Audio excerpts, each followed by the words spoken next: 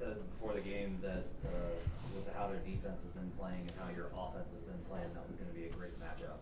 It seemed like it was a great matchup for you tonight. When you talk about the team's finishing ability, you shot 79% from 2-point range. Yeah, I mean, to have 88 in the paint is just an incredible number.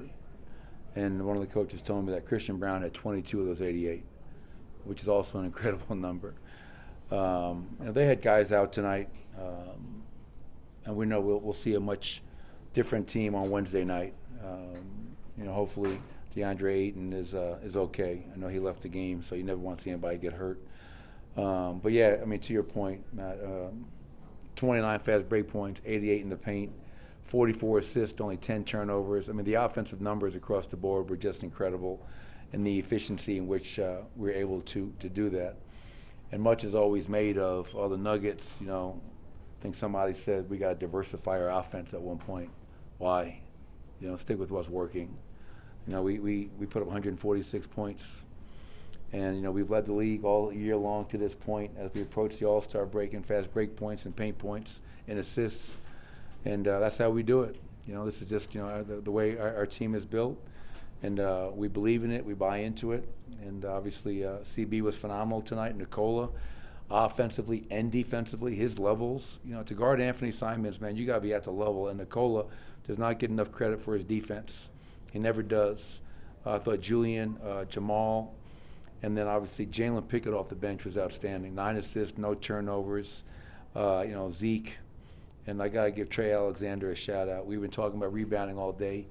He said, "Coach, look at my per minute rebounds." He had 4 rebounds in 4 minutes. So you shout out to Trey for helping on the glass. This is like you know what you're doing, and you're still not healthy.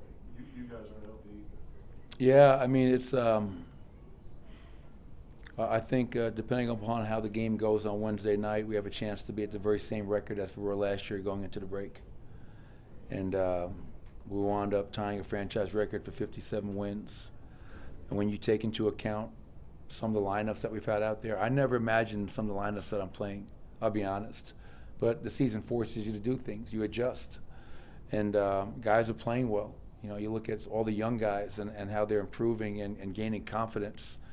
And the 20 games or so that Aaron Gordon missed, the fact that right now we have no Michael Porter, no Peyton Watson, no Russell Westbrook. So, yeah, it's great. We just got to, stay hungry. That's what I want to make sure our team does. Don't get satisfied, 7 in a row. Stay hungry. If we can stay hungry, going into the break, coming out of the break, we'll put ourselves in a good position. We'll see what happens from there.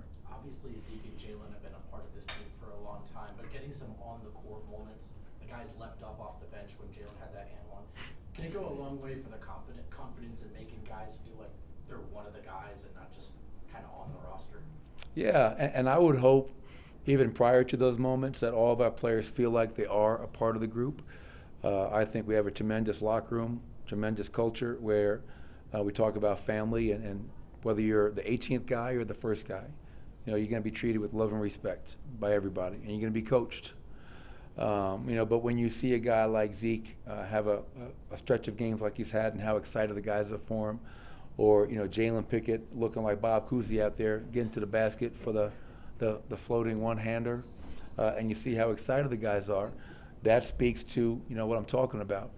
And us always trying to encourage and ask for guys to be truly selfless, and that's being happy for another guy's success. And we've seen that so many times, and we continue to see it, which is why this team is such a unique team to coach. Michael, you guys have had individual struggles. You use a phrase, participate in your own recovery quite a bit. I'm curious how you've seen Jaylen do that over, through some of the rough times. Well, I'll tell you, in his defense, I mean, he's never gotten a chance to play until this year. So it's hard to go out there and show what you're capable of doing if you're never given that opportunity. And he did not have a good summer league, and he knows that. But one thing about Jaylen that's really impressed me is that he didn't feel sorry for himself. He just found a way to get back in the gym and work.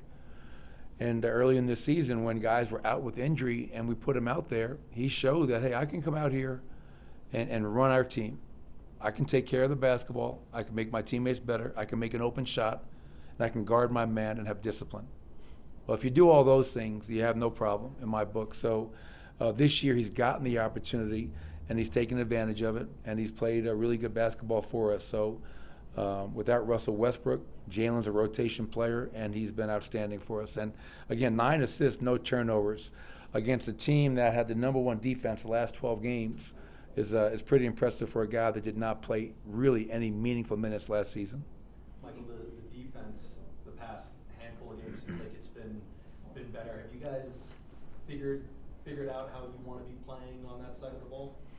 I think it's a constant work in progress. I don't know what it is. We'll see what the defensive rating was tonight. But in our last 6 games, we were 8th in defensive rating, which coincides to winning games. When you have the number 8 defense and '1 offense the last 6, you're going to win a lot of games. And obviously for us to put up 146 tonight, and but still there are a lot of things we can be better. We fouled too much tonight, 26 free throw attempts. We gave up 15 made threes. And their bench, obviously 22 for Blanton, 21 for Klingon. There's a lot of room for improvement on that end of the floor, but I like to clean things up, as I often say after a win. It's much better than doing it after a loss. Last one. You guys all talked about preseason, how you knew Christian Braun was ready to take that next step. Given what you've gotten from him so far this season, how does the reality of who he is meet what your expectations were? Well, if you would have told me, after game 52, that CB would be amongst the league leaders in fast break points and paint points, I don't know if I would have believed you. So when I say that, you have to give him so much credit, because the one thing I did tell him is, don't try to be KCP, because you're not. Just be true to yourself. That's a life lesson my mother and father taught me many years ago. In this world, you got to be true to yourself, as a person, as a player, as a coach, whatever it may be. And CB has stayed so true to himself. He goes out there, he attacks every possession, never retreats, never takes one backward step, which you love about him. He runs the floor. He doesn't jog. He sprints every time. And there's a reason he's amongst the league leaders in transition points per game. And to have 22 in the paint just speaks to him running, cutting, finishing.